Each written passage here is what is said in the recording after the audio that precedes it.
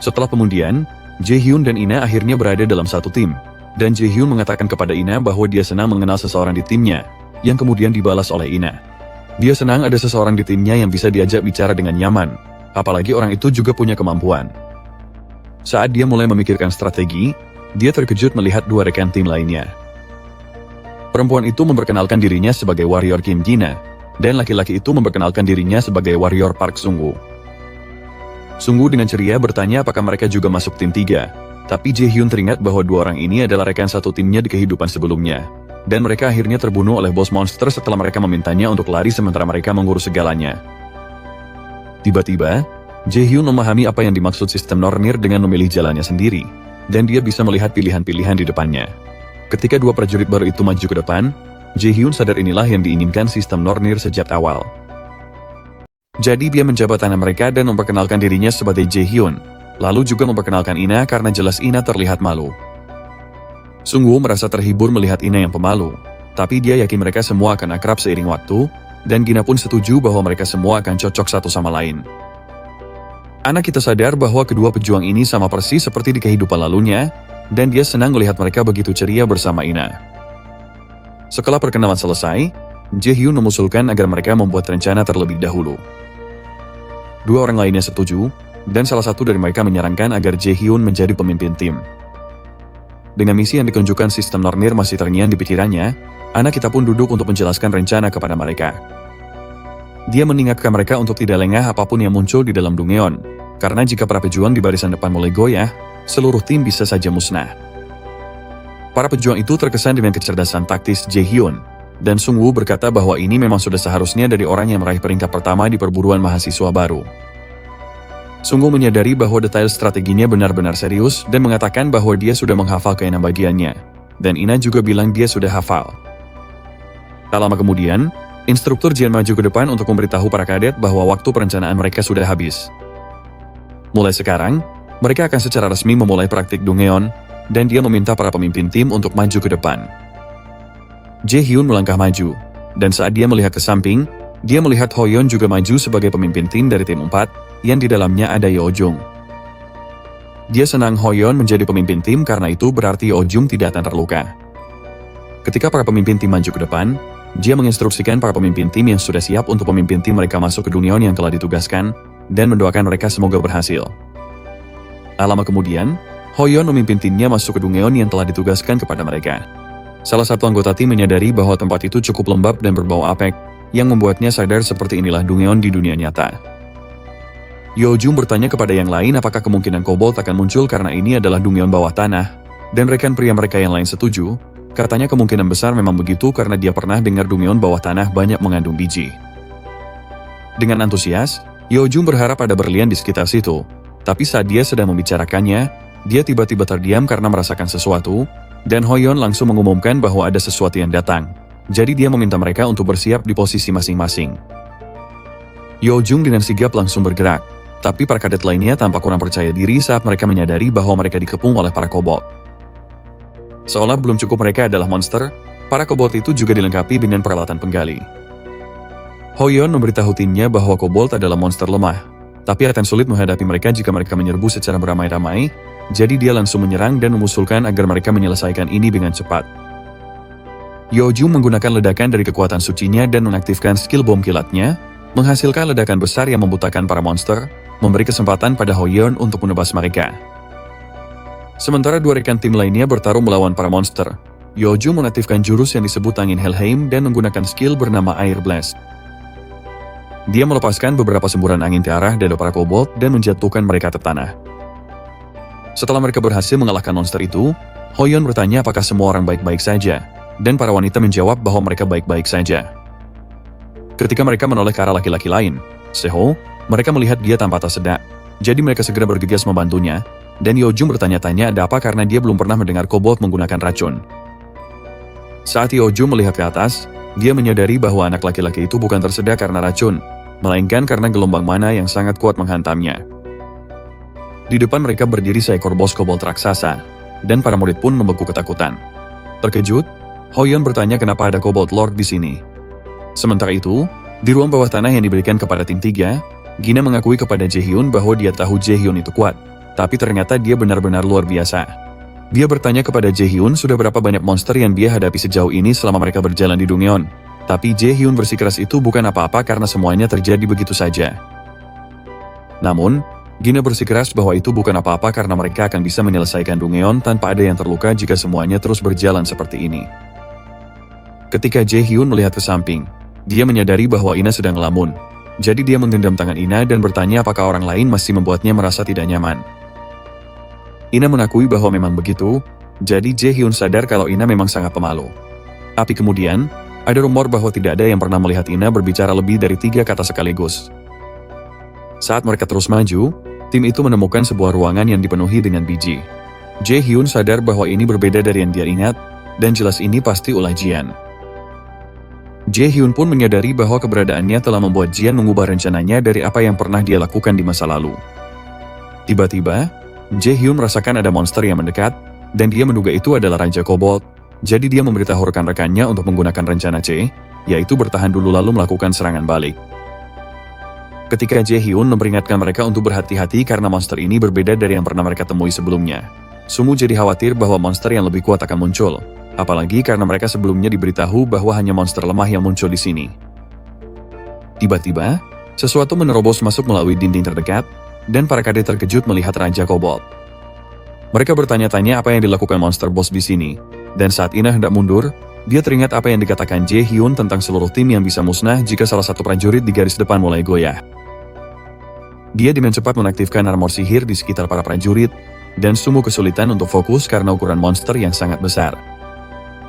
Akhirnya, Jae-hyun menaktifkan skill count-nya, dan ketika Raja Kobold menyerang perisai Sungwoo memanggil Jae-hyun. Anak kita itu bergegas mendekat dan menciptakan serangan mana di tangannya, lalu dia menghantam Raja Kobold itu. Ina terkejut dengan kekuatan serangan Jae-hyun, dan dia berharap serangan sehebat itu bisa memberikan kerusakan besar. Tapi monster itu dengan mudah bangkit seolah-olah tidak terjadi apa-apa. Pemandangan itu membuat Jae-hyun tertawa. Dan saat ia melihat bagian-bagian tubuh monster yang hancur memperbaiki dirinya sendiri, anak kita itu mengaku bahwa dia tidak menyangka akan ada keanehan seperti ini. Saat tubuhnya sembuh, Raja Kobold itu tersenyum kepada mereka, dan Jae-hyun mulai bertanya-tanya apakah Raja Kobold dengan kemampuan regenerasi itu tidak terlalu sulit untuk dihadapi. Tiba-tiba, sistem Nornir mengidentifikasi keberadaan di balik Raja Kobold itu seperti sesuatu yang disebut Odin's Raven. Jadi sistem itu memberinya quest khusus bernama The Raven Hunter. Quest khusus itu mengharuskannya membunuh semua burung gagak Odin yang membebani dirinya dan para dewa dalam melawan Aesir. Ada 5 tujuan, dan misi ini memiliki tingkat kesulitan S-rank dengan hadiah berupa kartu kosong dan kenaikan kelas, serta hukuman berupa kematian. Sementara itu, di luar Dongyeon, instruktur Jian menonton rekaman pertarungan Jae-hyun sebelumnya, dan dia bertanya-tanya bagaimana anak itu bisa tampil sehebat itu sebagai seorang penyihir. Dia sendiri adalah seorang penyihir peringkat A, tapi kemampuan bertarung seperti yang ditunjukkan Jae-hyun benar-benar di luar nalar baginya. Dia berpikir bahwa peluang tim 3 Jae-hyun untuk meraih juara 1 dalam praktikum Dongyeon ini sangat besar. Dan ketika salah satu pintu terbuka, dia terkejut melihat kadet Seho dibantu berdiri oleh Hoyeon, sementara Yuju memberitahunya bahwa ada masalah besar. Masih terkejut, Jion bertanya apa yang terjadi, dan mereka memberitahunya bahwa seekor Kobold Lord muncul di dalam Dongyeon. Dia terkejut mereka bisa bertemu Kobold Lord, karena seharusnya tidak mungkin makhluk itu bisa masuk, dan Jion mulai bertanya-tanya apa yang sebenarnya terjadi di dalam Dongyeon. Sementara itu, para asisten instruktur datang untuk membantu Seho, yang mengalami gejala ringan kecanduan mana, dan mereka memintanya untuk menarik napas dalam-dalam. Tak lama kemudian, Yujung bertanya kepada instruktur Jion apakah tim 3 belum keluar juga, dan dia diberitahu bahwa mereka memang belum keluar.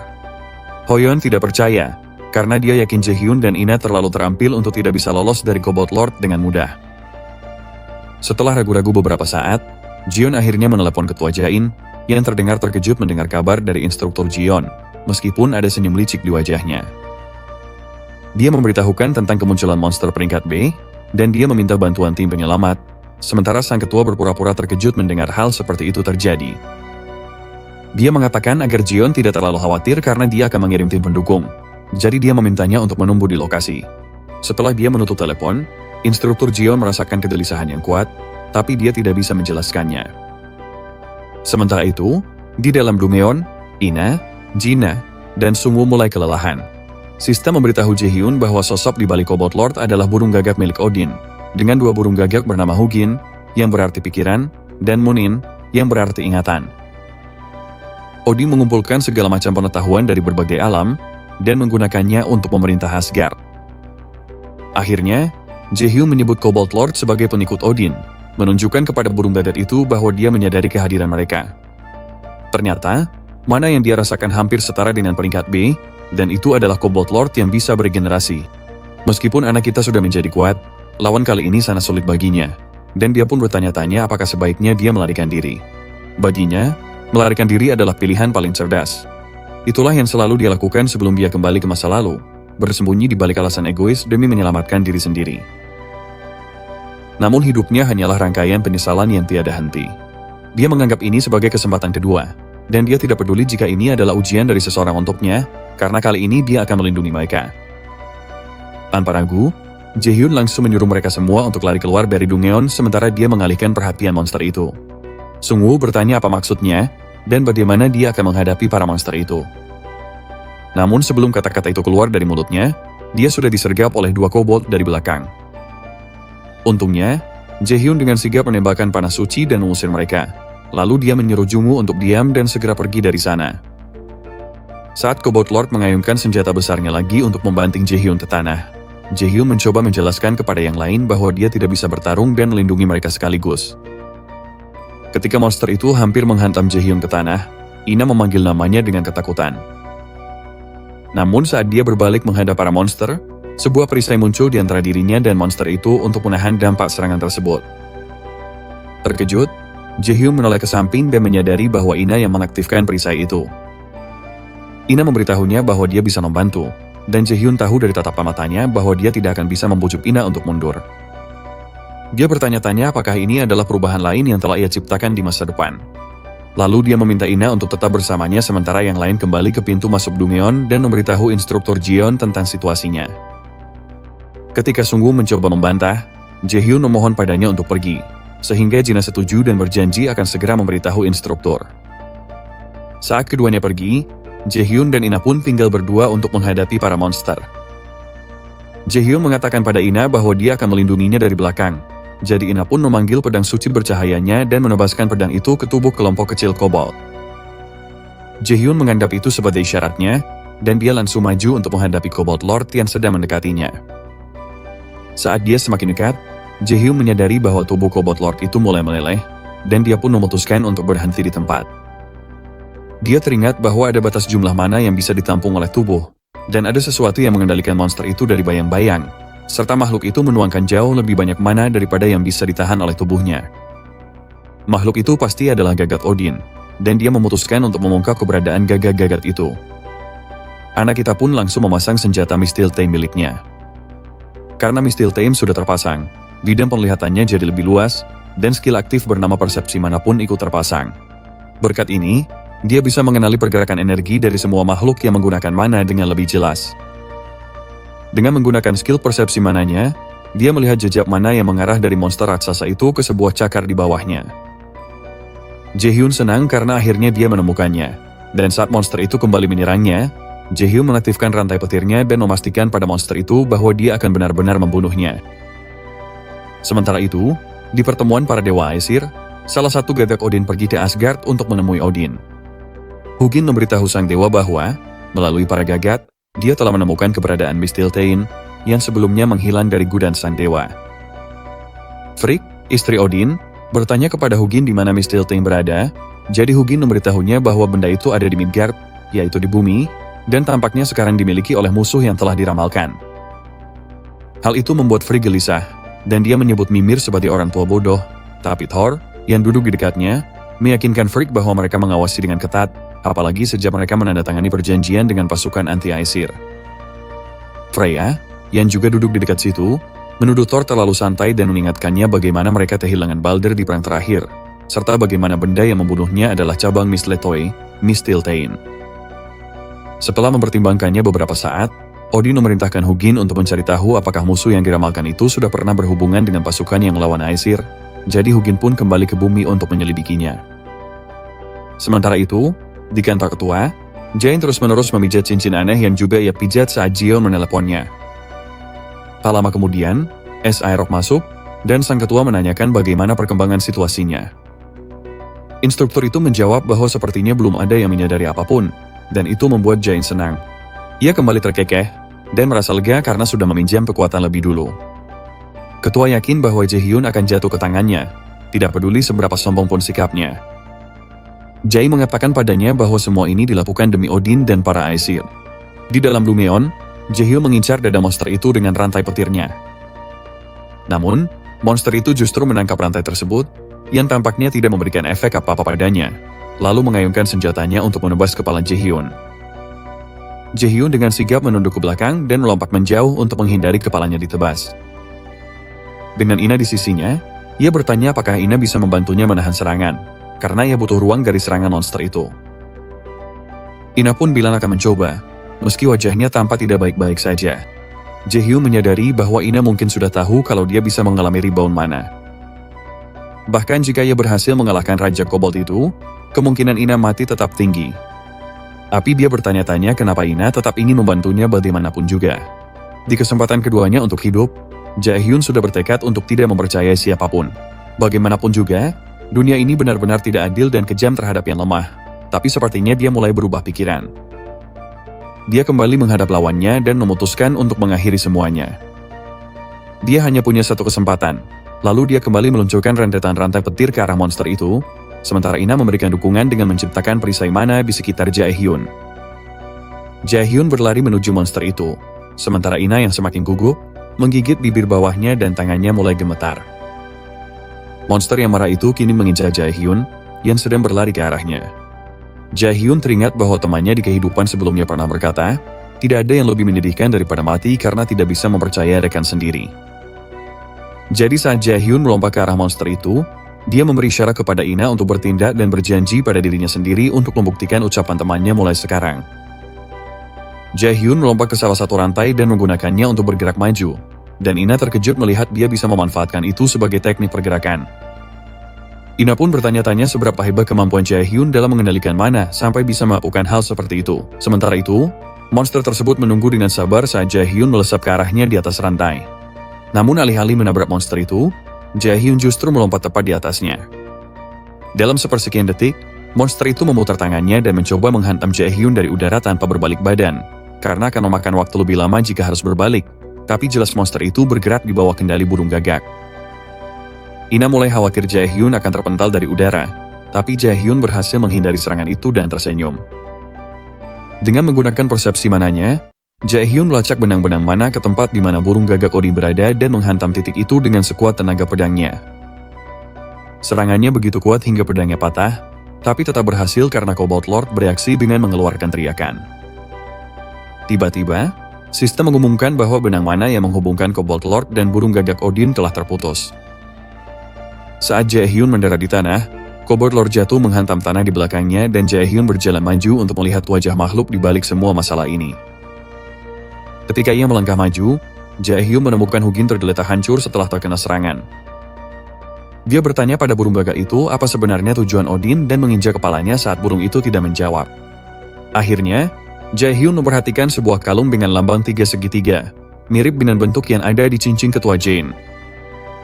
Dia kembali menginjak burung gagak itu dan menanyakannya apa hubungan antara Gu Jane dan Odin, tapi monster itu tetap tidak menjawab. Akhirnya, Jae-hyun menyadari bahwa burung gagak itu tidak memiliki kehendak sendiri dan tidak ada gunanya mempertahankannya lebih lama lagi.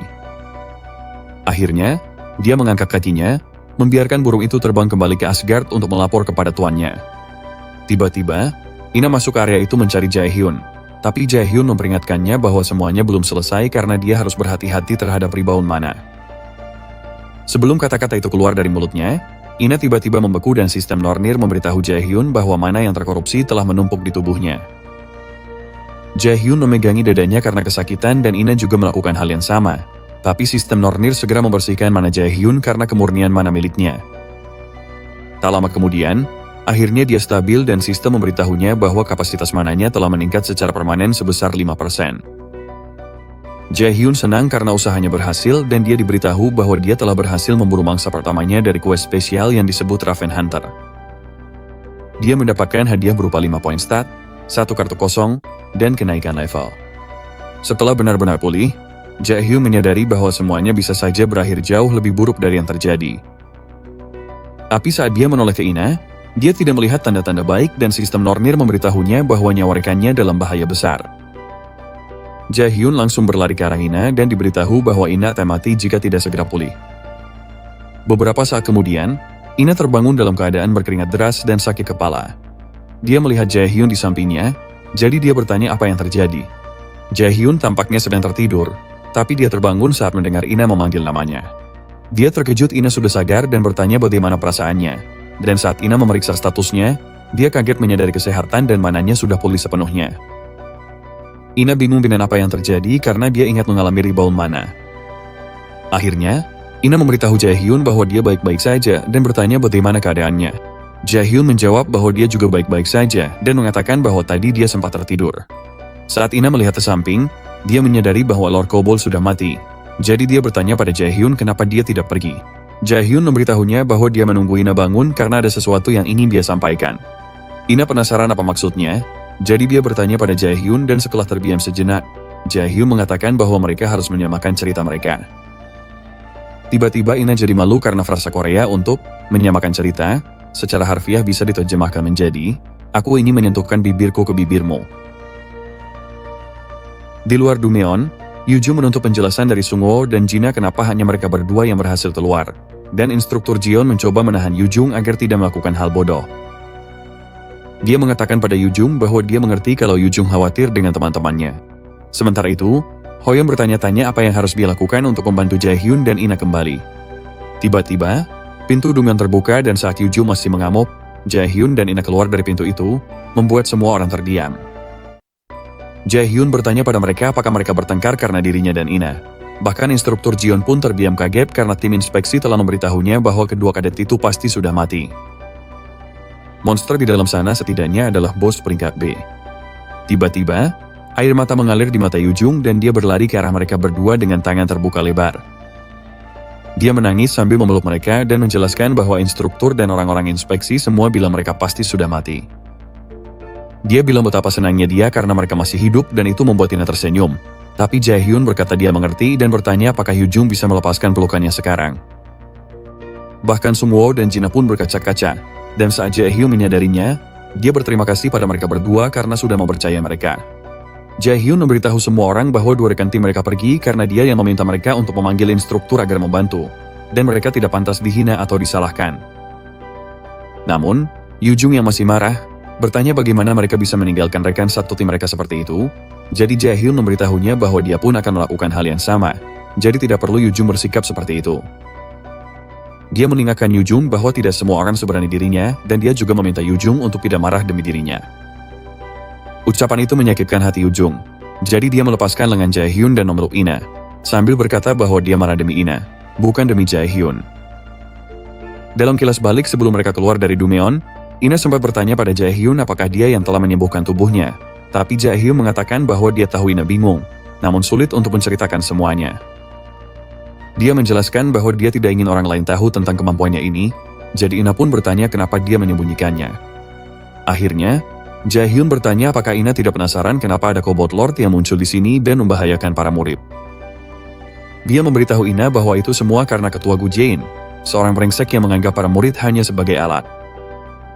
Jae-hyun memberitahu Ina bahwa Jain sangat berbeda dari sisi yang ia tunjukkan ke publik dan media, dan dia merasa tidak masalah jika murid-murid yang dianggap tidak berguna mati.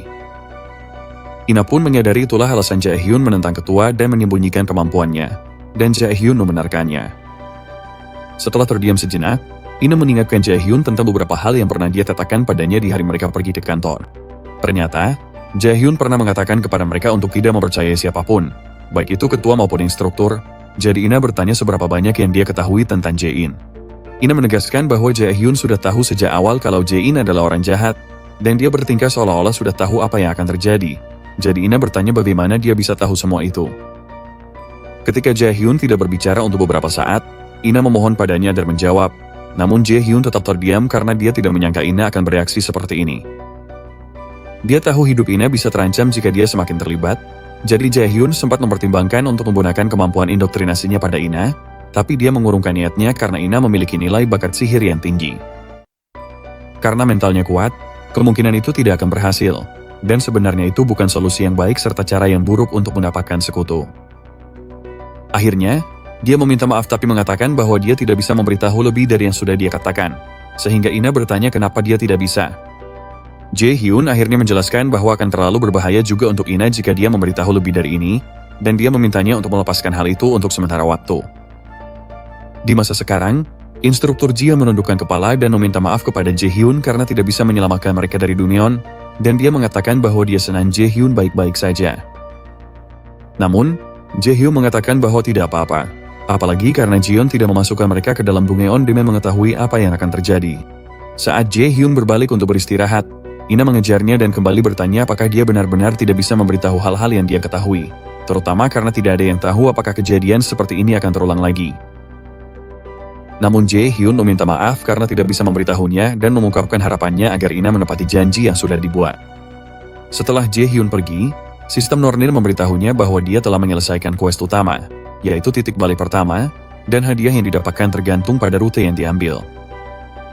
Dia diberitahu bahwa dia mengambil rute B, yang berbeda dari pilihan yang dia buat di masa lalu. Karena itu, dia diberikan sesuatu yang disebut apel emas idun. Beberapa waktu kemudian, Ketua JI mengatakan bahwa dia telah mengecewakannya. Seokji meminta maaf kepada ketua, tapi ketua menegaskan bahwa dia akan memaafkannya sekali ini saja, namun menyatakan bahwa dia benci memiliki bawahan yang tidak berguna. Dengan tatapan menyeramkan di wajahnya, JI menoleh ke instruktur dan bertanya apakah dia mengerti maksudnya. Sambil gemetar, Seokji berjanji tidak akan mengecewakannya lagi, dan JI mengatakan sebaiknya memang begitu.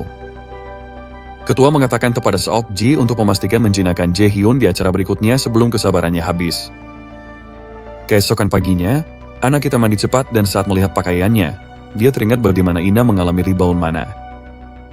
Sebelum regresinya, Kim Yoo-ju meninggal dan An Ho-yeon bahkan tidak mencapai setengah dari potensinya, jadi dia merasa harus turun tangan demi masa depan.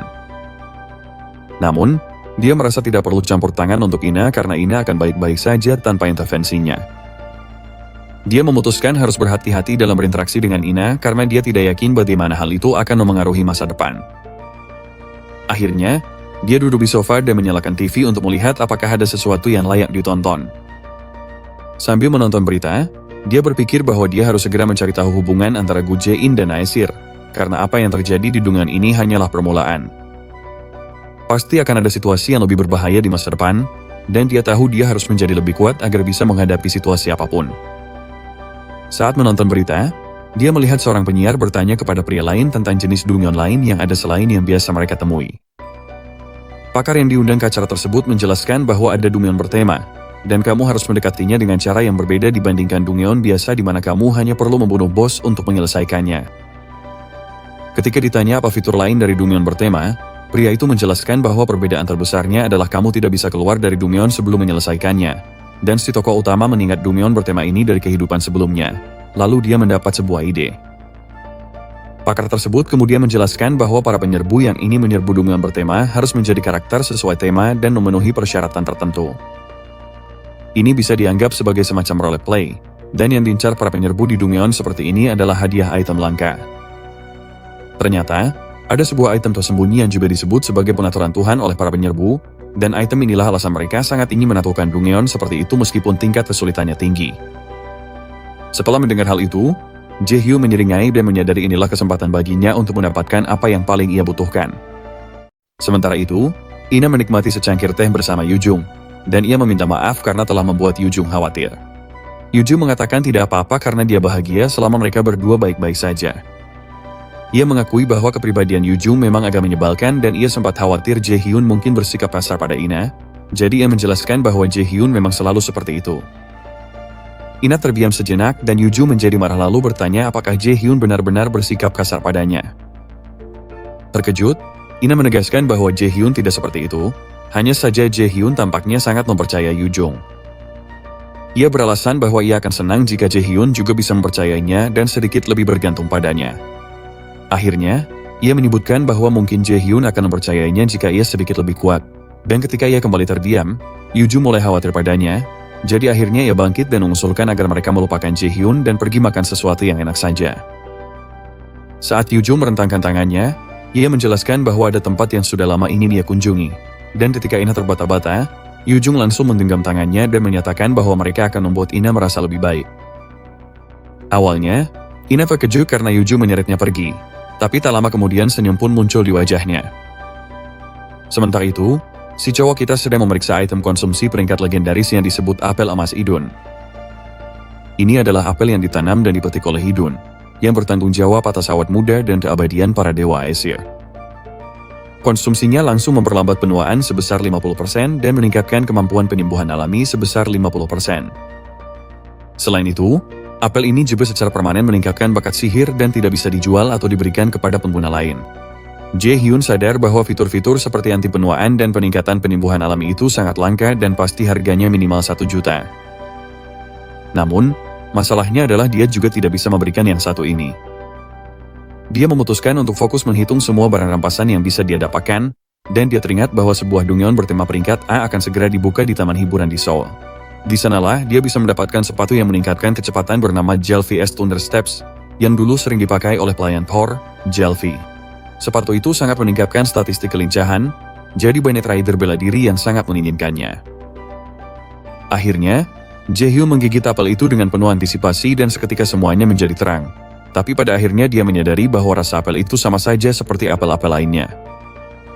Tak lama kemudian, sistem Nornir memberitahunya bahwa Idun's Golden Apple mulai berefek dan statistik staminanya meningkat secara permanen sebanyak 20 poin. Statistik mananya juga naik 20 poin, dengan laju penuaan dan kemampuan penyembuhan alaminya masing-masing meningkat sebesar 50%. Selain semua itu, bakat sihirnya juga akan meningkat secara permanen secara signifikan. Jae-hyun senang karena efek apel itu tidak biasa-biasa saja dan gerakannya mulai terasa lebih ringan. Dia mengambil ponselnya dan segera menelepon seseorang.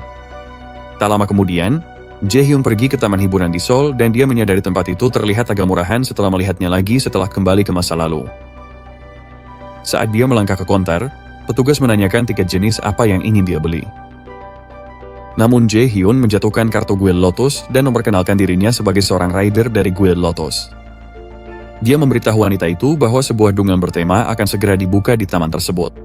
Sementara itu, instruktur Jion datang ke asrama Jae-hyun untuk menemuinya, dan dia diberitahu bahwa Jae-hyun sedang tidak ada di tempat.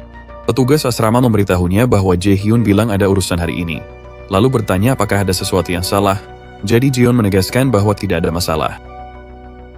Jion bertanya-tanya bagaimana Jae-hyun bisa pulih begitu cepat dari insiden seperti itu, apalagi sebagai mahasiswa baru. Dia tidak hanya terampil, tapi juga sangat cepat pulih dari trauma, sehingga Jion menyadari bahwa Jae-hyun benar-benar punya nyali.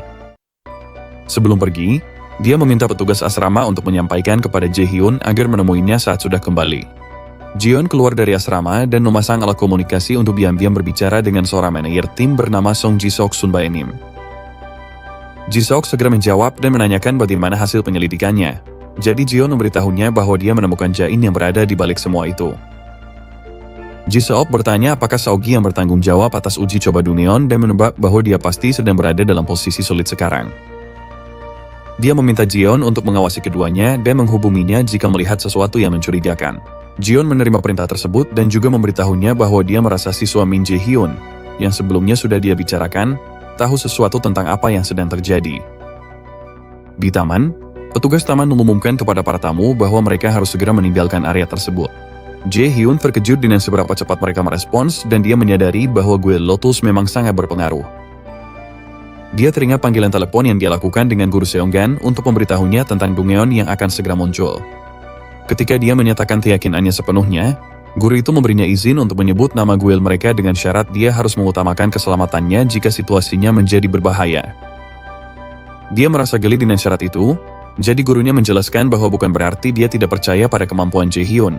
Tapi tidak ada guru di dunia ini yang ingin muridnya dalam bahaya karena apapun bisa terjadi di dalam Dungeon.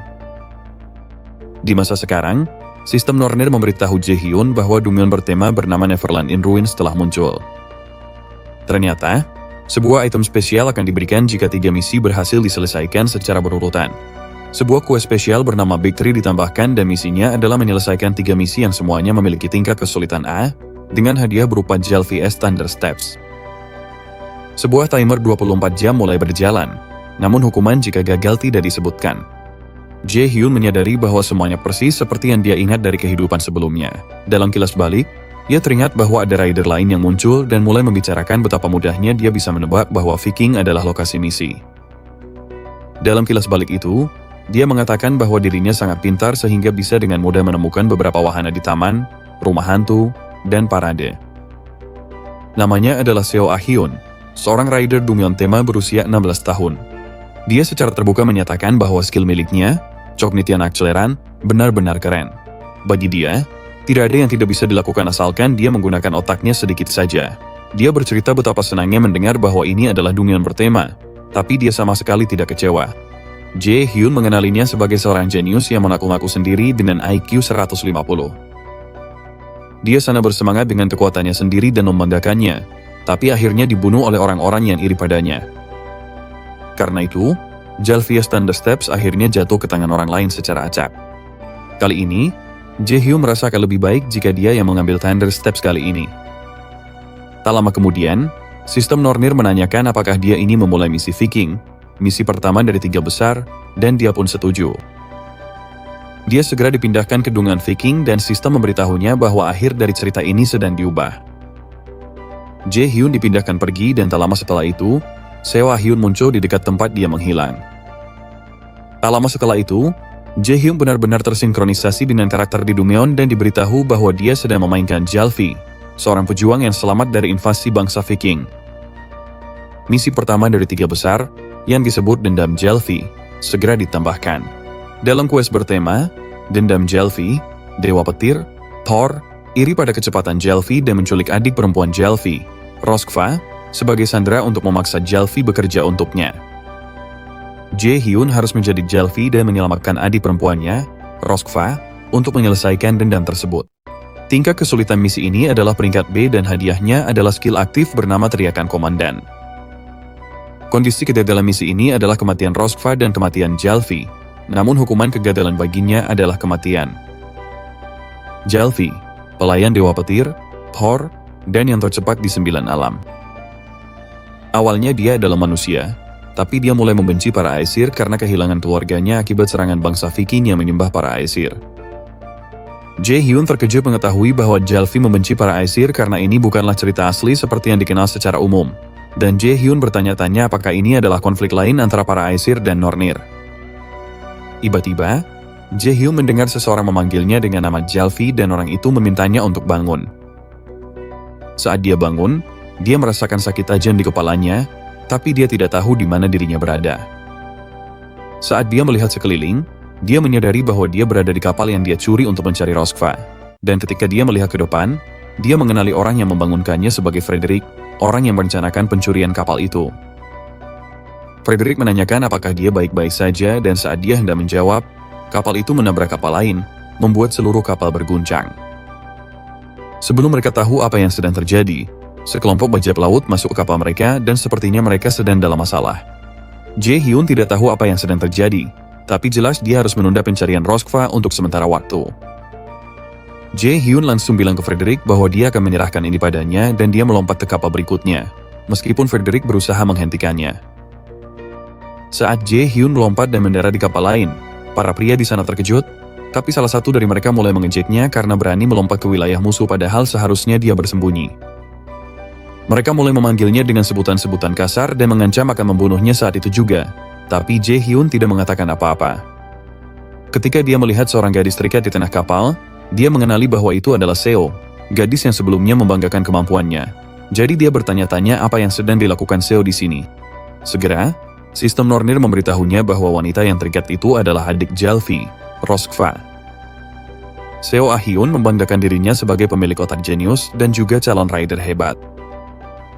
Dia menganggap dirinya orang yang luar biasa, tapi entah bagaimana dia justru terjebak di penjara bawah tanah ini. Hanya 3 menit sebelum pengumuman darurat di taman, dia sempat bilang ke teman-temannya bahwa dia ingin ke kamar mandi. Sekarang karena dia terjebak, dia menghitung ada kemungkinan 0,6% dungan muncul di tempat dia berada dan kemungkinan 0,0003% dia akan terkunci di dungan bertema. Setelah meratapi nasibnya, dia memutuskan untuk tidak memikirkannya lagi, melainkan mencari cara untuk keluar dari sini. Setelah menangis karena tidak mau mati di sini, dia berharap tim Rape mungkin sudah datang. Sambil berharap bisa bertemu salah satu dari mereka, dia melihat Jae-hyun berdiri di tengah taman. Jadi dia mengikutinya. Dia penasaran siapa Jae-hyun karena dia tidak terlihat seperti anggota tim Rape. Jadi dia memutuskan untuk terus mengikutinya. Di masa sekarang, Jae-hyun bertanya-tanya kenapa dia justru bertemu dengannya lagi. Dari sekian banyak orang yang bisa dia temui. Apalagi setelah mereka bahkan sudah membuat pengumuman agar semua orang melarikan diri. Sementara dia meratapi nasibnya, para bajak laut bersiap menembakinya dengan panah. Tapi si bocah kita menciptakan perisai mana untuk melindungi dirinya dari serangan panah itu. Saat mereka menembak, dia bertanya-tanya kenapa dia selalu dikelilingi oleh orang-orang yang tidak normal. Tak lama kemudian, dia menciptakan pukulan yang dipenuhi mana dan menjatuhkan mereka semua hanya dengan satu serangan. Akhirnya, si bocah kita memutuskan untuk berpikir positif. Meskipun Seo agak menyebalkan, dia tahu Seo akan berguna untuk Kain nanti. Lawan baru yang lebih besar muncul dan mencoba menebas Jae-hyun dengan pedangnya. Tapi si bocah kita langsung menghindar dengan gesit. Karena dia tidak bisa mengirim Seo keluar, dia memutuskan akan lebih baik jika dia memanfaatkan Seo. Setelah berhasil menghindari serangan pertama, dia menerapkan pukulan di wajah si pria besar dan membuatnya terlempar ke belakang. Dia harus menyelesaikan situasi ini dulu. Baru setelah itu memikirkan apa yang harus dilakukan dengan Seo. Para bajak laut lainnya bergegas menyerangnya. Jadi Jae-hyun bilang dia tidak punya waktu sekarang, lalu meminta mereka untuk menyerangnya sekaligus. Tak lama kemudian, dia mengalahkan semua pria itu dan berjalan mendekati Seo, lalu memberitahunya bahwa dia bisa berhenti pura-pura tidur. Jae-hyun bertanya apakah dia seharusnya menjadi Roskva, tapi Seo hanya mendesis dan mengakui bahwa dirinya memang sudah ketahuan. Dengan senyum menyeringai di wajahnya, dia bertanya apakah Jae-hyun seharusnya menjadi Jalfi. Jae-hyun mengiyakan, lalu ia berjongkok untuk berbicara dengannya, tapi tiba-tiba ia memukul struktur tempat Seo diikat hingga retak, membuat Seo gemetar. Dengan tatapan gila di matanya, Jae-hyun memberitahunya bahwa dia tahu apa yang sedang Seo pikirkan sekarang. Jadi dia menyarankan agar Seo tidak mencoba ide-ide konyolnya. Jelas ancamannya berhasil karena Seo langsung mengangguk dengan semangat dan tersedak. Tak lama kemudian, Sistan memberitahu Jae-hyun bahwa dia telah menyelesaikan misi pertama dari 3 besar dan dia akan dikirim ke lapangan. Dia dan Seo segera muncul kembali di taman, dan mereka duduk berhadapan di sebuah meja. Di mata Seo, Jae-hyun adalah seorang rider kelas sihir yang bergerak seperti rider bela diri. Dia menebak Jae-hyun kira-kira seumuran dengannya dan punya kepribadian yang buruk. Saat dia bertanya-tanya siapa orang aneh ini, Jae-hyun akhirnya memecah keheningan dan bertanya tentang jenis skill yang dimilikinya. Seo terbata-bata, dan akhirnya mengungkapkan bahwa skillnya membuatnya lebih jago dalam ilmu pedang. Dia yakin kebohongan itu akan menipu Jae-hyun karena tidak banyak anak SMP yang punya skill. Karena Jae-hyun punya kepribadian buruk, dia berencana memanfaatkannya untuk keuntungannya sendiri. Tapi saat dia masih berpikir, Jae-hyun mengatakan padanya bahwa skillnya tidak hanya sebatas itu. Ketika Jae-hyun bilang dia benci pembohong, Seo bersikeras bahwa dia tidak berbohong dan dia punya skill peringkat yang bernama revisi dasar ilmu pedang. Setelah jeda singkat, Jae-hyun memberitahunya bahwa skillnya bernama Cognition Acceleran. Lalu dia menjelaskan bahwa skill itu membuat waktu terasa melambat dan mempercepat pikiran penggunanya. Biasanya skill ini digunakan dalam posisi kepemimpinan, tapi sangat efektif untuk menganalisis dan memahami pikiran lawan. Saat Jae-hyun bertanya apakah dia salah, Seo benar-benar bingung dan bertanya bagaimana Jae-hyun bisa mengetahui skill miliknya. Tanpa basa-basi, Jae-hyun langsung berdiri dan mengatakan bahwa dia tidak bisa membawa Seo bersamanya karena Seo masih terlihat berencana untuk berbohong dan memanfaatkannya. Jae-hyun mengatakan bahwa dia tidak sebodoh itu lalu berbalik. Tapi Seo memohon padanya untuk menunggu dan meminta maaf sambil menangis terseduh-seduh. Seo memohon agar Jae-hyun tidak meninggalkannya sendirian di sana karena dia yakin akan mati jika ditinggalkan. Jae-hyun bertanya bagaimana dia bisa mempercayainya, dan Seo menawarkan diri untuk mencari solusinya. Mendengar itu, Jae-hyun tersenyum dan mengusulkan agar Seo menulis kontrak dalam hal ini. Awalnya Seo bingung, tapi tak lama kemudian dia paham maksud Jae-hyun saat mereka mulai menyusun kontrak. Syarat pertama dalam kontrak itu adalah dia tidak boleh melakukan apapun yang bisa membahayakan Jae-hyun. Syarat kedua adalah dia harus mematuhi semua perintah Jae-hyun. Syarat ketiga, Jae-hyun akan menjamin keselamatannya sampai mereka menyelesaikan Dongyeon bertema Neverland, dan syarat keempat, dia tidak boleh membicarakan kontrak ini kepada siapapun. Seo memegangi rambutnya dengan frustrasi saat membaca kontrak itu. Kontrak ini bisa ditegakkan menggunakan skill subordinasi milik Jae-hyun yang merupakan bagian dari skill indoktrinasinya. Dia bisa memegang kendali penuh lewat kontrak ini, dan dia tahu inilah cara terbaik untuk memanfaatkan Seo karena dia memang sangat merepotkan. Akhirnya, Seo setuju untuk menandatanganinya, dan setelah itu, rantai pengikat muncul di leher dan lengannya.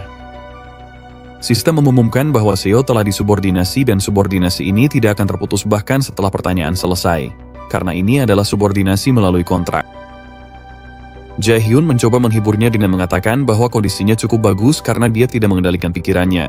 Tapi Seo membalas bahwa tidak mungkin rasanya menyenangkan jika ada orang lain di dalam pikirannya. Saat Seo mengatakan itu, Jae-hyun memberitahunya bahwa dia bisa membatalkan kontrak karena dia tidak pernah memaksanya dan dia juga bisa saja meninggalkannya di sini. Tapi sebelum Jae-hyun selesai bicara, Seo meyakinkannya bahwa dia akan berusaha sebaik mungkin.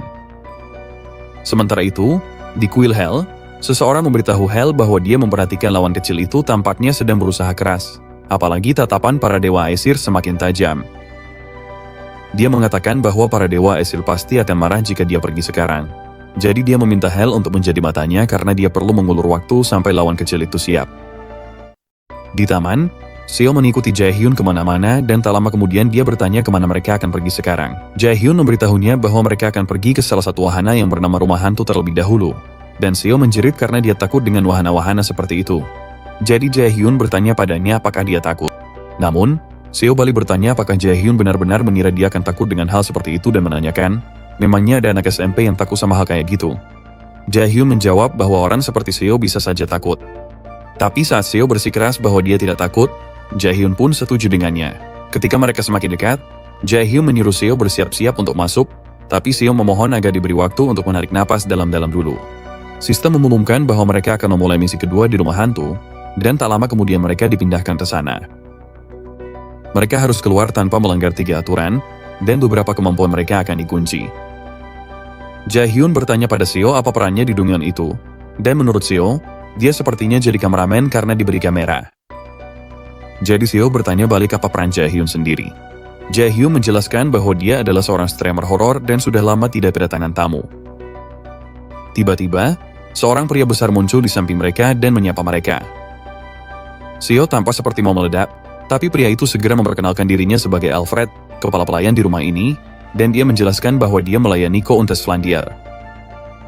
Kepala pelayan itu menjelaskan bahwa sang Countess memerintahkannya untuk menyambut mereka, dan sistem Normir memberitahu Jae-hyun bahwa dia telah menerima misi kedua. Dalam misi kedua, yang disebut misi Flandier, mereka diundang oleh Countess Flandier, pemilik Mansion Flandier, tapi tempat ini menyeramkan dan menyimpan rahasia mengerikan. Tugas mereka adalah menggunakan kamera untuk mengungkap kebenaran di mansion ini dan melarikan diri. Dan tingkat kesulitan misinya adalah peringkat A, tapi hadiahnya adalah skill aktif bernama ilusi. Misi akan gagal jika mereka tidak bisa melarikan diri dalam batas waktu dan mengungkap kebenaran mansion ini. Dan hukumannya adalah kematian.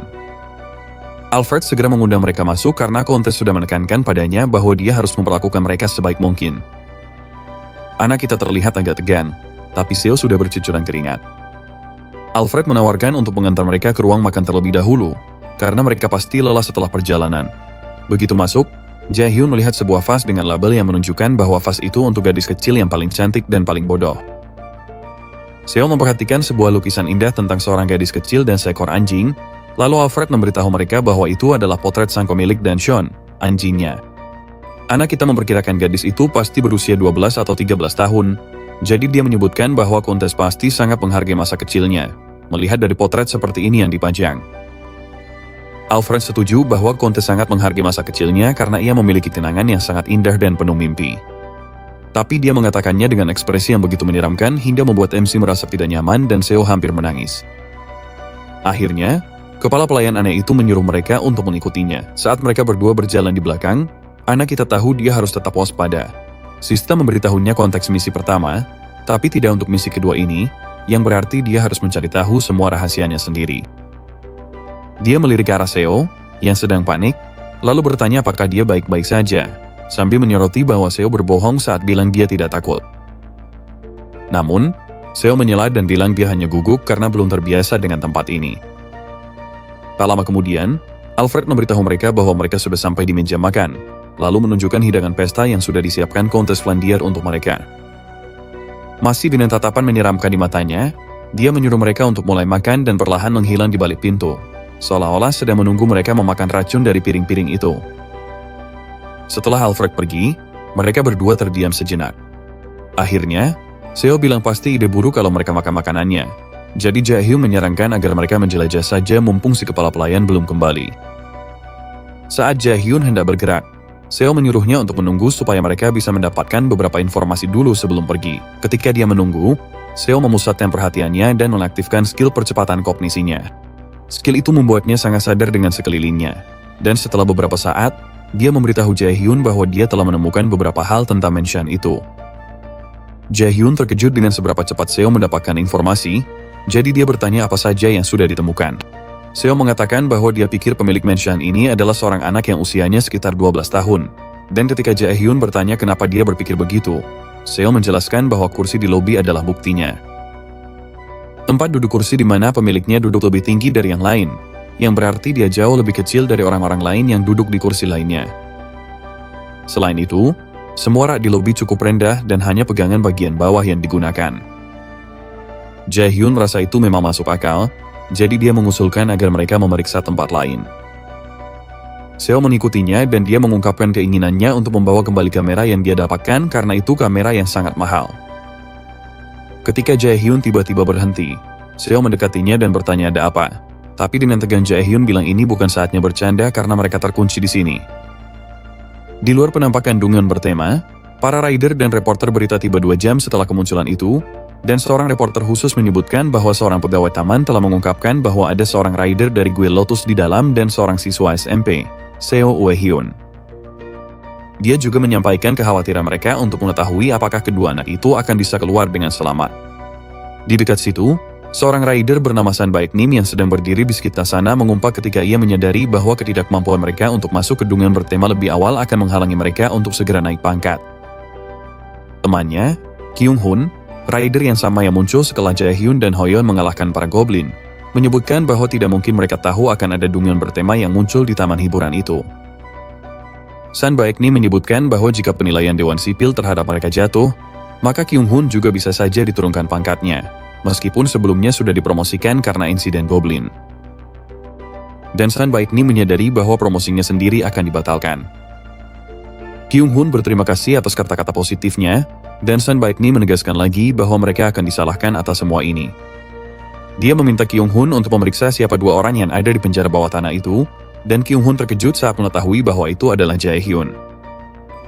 Dia teringat bahwa dia pernah mendengar anak itu mendaftar di Akademi Miles, dan dia bertanya-tanya apakah Lotus sudah merekrutnya. Ketika San Baek-nim melihat ekspresinya, dia jadi khawatir dan bertanya apakah memang ada 2 orang, bukan 3. Tapi Kyung-hun meyakinkannya bahwa dia percaya Dungyeon bertema ini akan berhasil diselesaikan. Di dalam rumah hantu, Seo sangat ketakutan saat mengetahui bahwa mereka terkunci di dalam. Dia mulai gemetar dan bertanya pada Jae-hyun apa yang akan terjadi jika mereka terjebak di sini dan tidak pernah bisa keluar. Tapi Jae-hyun memintanya untuk tenang karena ini adalah Dungyeon dan pasti ada jalan keluarnya. Karena putus asa, dia tidak punya pilihan selain setuju dengannya. Jadi dia memutuskan untuk mencari-cari lagi jalan keluar.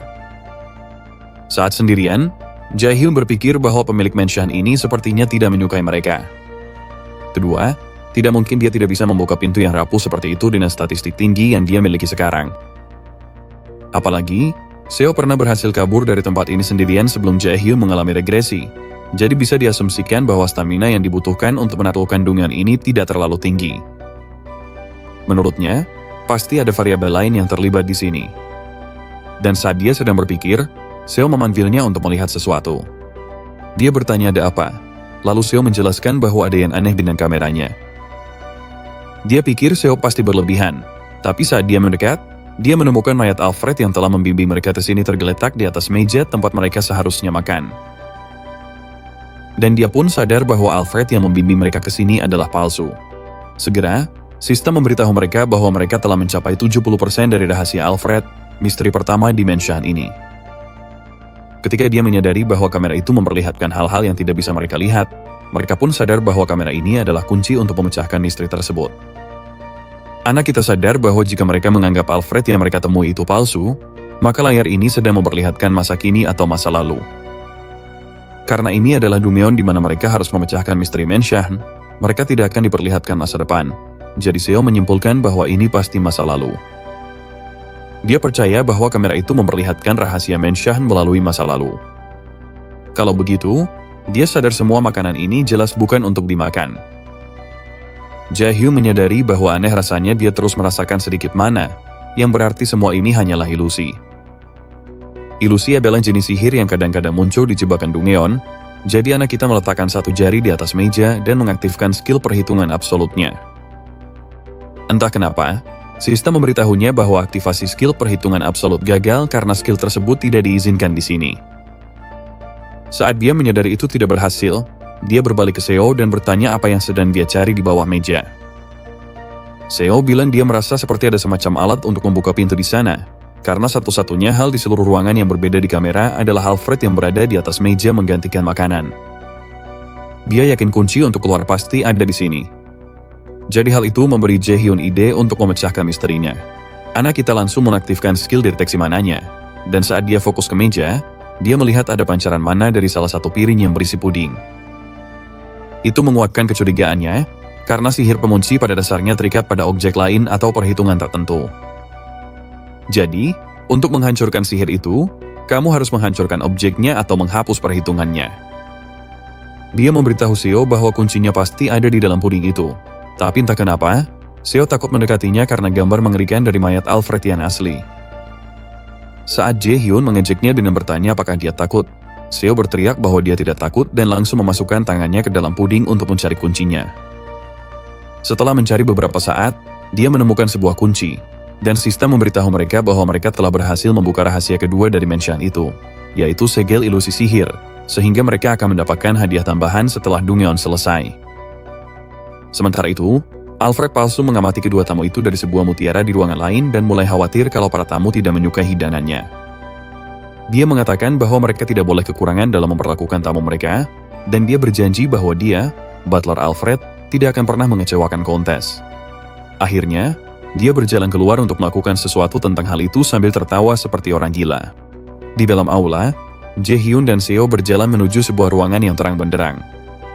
Namun, ketika Seo melihat melalui kamera, dia melihat banyak suasana suram, darah, dan mainan anak-anak. Mereka segera menemukan sebuah pintu melalui kamera, yang menurut Jae-hyun adalah kamar tamu. Ketika Jae-hyun mengusulkan agar mereka masuk untuk melihat apakah ada sesuatu yang aneh, Seo mundur karena darah di dalam ruangan, tapi Jae-hyun mengingatkannya bahwa mereka harus mencari cara untuk keluar dari sana atau selamanya terjebak di Menshan itu. Akhirnya, dia setuju bahwa dia tidak ingin tinggal di Menshan itu selamanya. Jadi Jae-hyun menyuruhnya untuk diam dan melihat-lihat, lalu memanggilnya jika melihat sesuatu. Setelah masuk, Jae-hyun memutuskan untuk mencari petunjuk di sekitar. Tak lama kemudian, dia menoleh ke belakang dan melihat seorang gadis dengan pakaian putih mengilap dan noda darah di tubuhnya. Saat dia melihat lebih dekat, dia menyadari bahwa sebagian wajah gadis itu telah tercabik dan mulutnya dijahit dengan benang. Tak lama kemudian, gadis itu menunjuk arahnya, dan Alfred palsu muncul di belakang Jae-hyun, tapi dia tidak menyadarinya. Tak lama setelah itu, Jae-hyun terbangun dan melihat sosok aneh sedang menatap ke arahnya dari atas. Dia terkejut, tapi segera menyadari bahwa itu Seo. Seo bertanya apakah dia baik-baik saja, tapi Jae-hyun memintanya untuk berhenti berteriak karena kepalanya sakit. Dia sebenarnya sudah memperkirakan hal ini akan terjadi, jadi dia tidak tahu bagaimana mereka bisa membuatnya tak berdaya. Dan dia bertanya-tanya apakah memang begini seharusnya jalannya Dungeon ini. Seo memberitahunya bahwa dia sudah mencoba mencari tahu situasi apa yang sedang mereka alami dengan menggunakan percepatan kognisi. Dengan mempertimbangkan semua lumut dan kelembapan yang ada, Seo menduga mereka berada di penjara bawah tanah dan ada jejak-jejak penyiksaan di seluruh tempat itu. Setelah beberapa saat, Jae-hyun mendekati gerbang besi, dan dia menyebutkan bahwa pasti ada kunci di suatu tempat juga. Dia memutuskan untuk menggunakan skill aktif miliknya yang bernama Silence agar tidak ada yang bisa mendengar mereka. Lalu dia memukul gerbang itu dengan pukulan mana. Seo sangat terkejut karena gerbang itu hancur seperti terbuat dari kardus dan bahkan membuat retakan di dinding tempat gerbang itu dipasang. Ketika Seo berseru, Jae-hyun memberitahunya untuk tetap sepelan mungkin karena akan berbahaya jika Alfred atau siapapun dia itu menemukan mereka. Seo mengejeknya dengan berkata bahwa dia menghancurkan dinding dengan tenang. Tapi Jae-hyun menyuruhnya diam dan mulai memikirkan cara untuk keluar dari sana. Saat dia sedang berbicara, mereka mendengar suara anjing menggonggong. Dan Jae-hyun terkejut melihat seekor anak anjing kecil melompat ke pelukannya. Dia bertanya-tanya apa yang dilakukan seekor anak anjing di sini dan melihat ada kunci di mulutnya. Dengan panik, Seo menyuruhnya segera menurunkan anak anjing itu. Tapi Jae-hyun bertanya kenapa. Karena itu hanya anak anjing biasa baik dari penampilan maupun mananya. Dan dia menduga mungkin anak anjing itu juga terjebak di sini karena membawa kunci di mulutnya. Seo memprotes bahwa tidak mungkin Dungeon akan memberikan kunci kepada mereka semudah itu dan anak anjing ini bisa saja jebakan. Tapi anak anjing itu mulai menggeram ke arahnya. Anak anjing yang menggeram itu membuat Seo berhenti bicara. Dan Sista memberitahu Jae-hyun bahwa mereka telah menerima quest baru bernama Diary Flandier. Quest Diary Flandier mengharuskan mereka pergi ke kamar kontes Flandier di lantai 4 Mansion dan membaca diarinya. Tingkat kesulitan misi ini adalah peringkat B, dan hadiahnya adalah membuka kunci skill yang terkunci di tim Dungeon. Kondisi gagal adalah jika mereka mati sebelum waktu habis atau jika mereka gagal menyelesaikannya sebelum batas waktu 2 jam. Jae-hyun berpikir bahwa membuka kunci skill mereka adalah hadiah yang bagus, dan dia menduga bahwa kamar Flandier pasti punya kaitan dengan rahasia Mansion ini. Mereka semua mengendap-endap sampai akhirnya berhasil sampai ke lantai 3. Jae-hyun akhirnya berhenti dan mengakui bahwa dia tidak tahu kemana mereka harus pergi. Lalu anjing itu melompat turun dari tangannya. Seo juga mengeluh karena mereka sudah tidak punya kamera lagi. Tapi dia berhenti bicara saat menyadari Jae-hyun tiba-tiba membeku di tempat. Dia memanggil Jae-hyun untuk menanyakan ada apa karena sikapnya membuatnya cemas. Tapi saat Jae-hyun tidak menjawab, dia menoleh ke belakang dan melihat gadis kecil berlumuran darah berpakaian putih yang sebelumnya pernah dilihat Jae-hyun. Jika dilihat lebih dekat, matanya tampak telah dicongkel dan bibirnya dijahit rapat. Jae-hyun mencoba berbicara dengan gadis itu, tapi Seo menarik bajunya dan mengusulkan agar mereka pergi karena mereka tidak punya waktu untuk bicara dengan hantu. Namun, Jae-hyun menepis tangan Seo dan bertanya pada gadis hantu itu kenapa dia masih di sini. Lalu dia bertanya apakah gadis itu punya penyesalan yang berkaitan dengan rumah besar ini. Gadis itu menggelengkan kepala, jadi Jae-hyun bertanya apakah dia di sini untuk membantu mereka, dan gadis itu mengangguk setuju. Akhirnya, Jae-hyun bertanya di mana kamar Flandier di lantai 4, lalu gadis itu menunjuk ke arah di belakang mereka. Jae-hyun berterima kasih padanya dan berjanji akan membantunya menuju alam baka jika ada kesempatan. Jadi dia meminta gadis itu menunggu saat mereka semua berbalik dan anjing itu segera kembali. Jae-hyun memberi isyarat kepada Seo bahwa sudah waktunya pergi. Tapi Seo tampak sedikit khawatir dengan semua ini.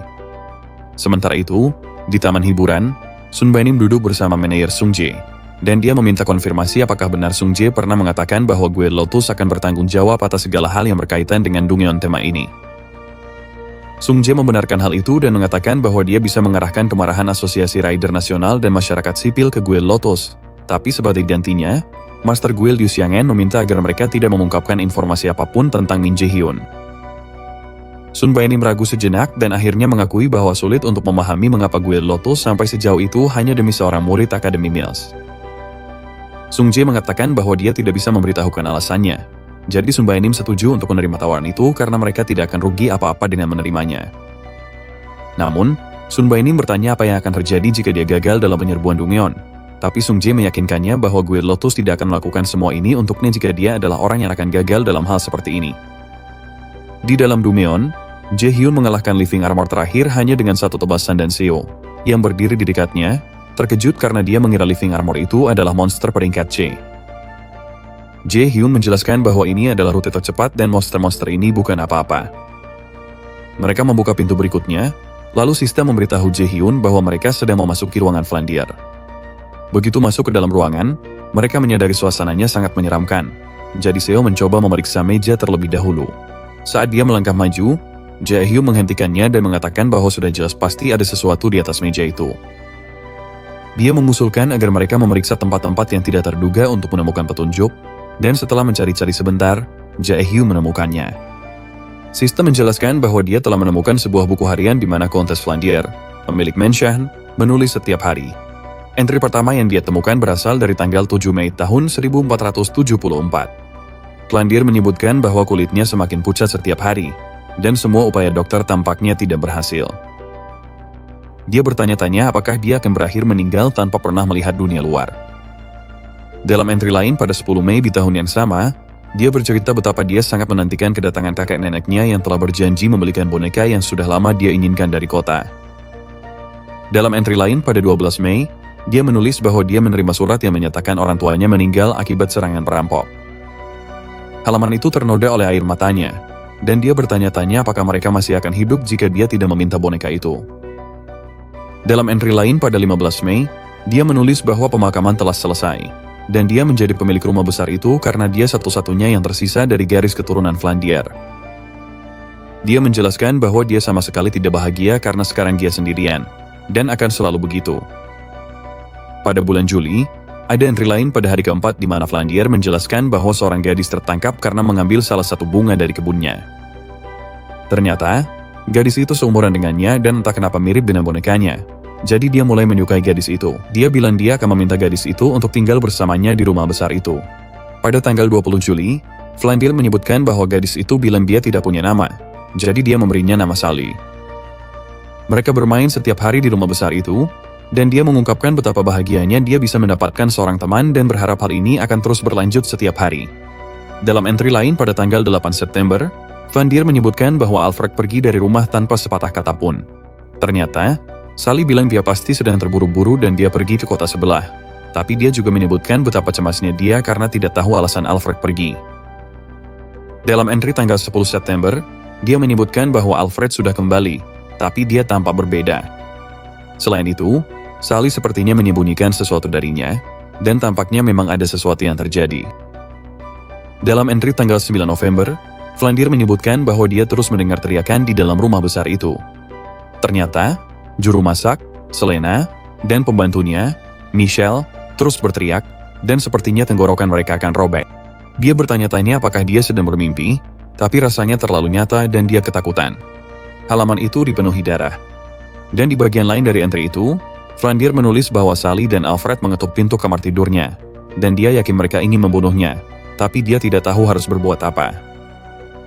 Setelah membaca semuanya, sistem memberitahu Jae-hyun bahwa pembatasan penggunaan skill sudah tidak berlaku lagi. Jae-hyun sadar bahwa Flandier telah dibunuh dan kemungkinan besar itu ulah monster yang telah mengambil alih mansion itu. Dia menyadari bahwa monster itu pasti monster doppelganger, dan saat dia menoleh ke arah Seo, dia sadar ternyata itu adalah monster doppelganger yang selama ini mengikutinya. Di belakang monster itu, ada beberapa Alfred lain yang juga ternyata monster. Sistem memberitahu Jae-hyun bahwa dia telah menemukan rahasia pertama dari identitas Alfred dan telah menyelesaikan subquest, buku harian Flandier. Sistem memberitahunya bahwa dia telah berhasil mengungkap semua rahasia Menshah dan sekarang dia harus melarikan diri dari Menshah dengan selamat.